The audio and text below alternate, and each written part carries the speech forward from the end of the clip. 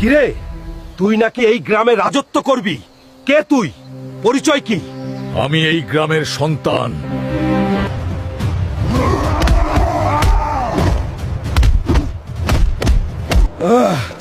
এখন অনেক ব্যথা করতেছে। আমার গ্রামের এসে আমাকে মারে, কত বড় সাহস!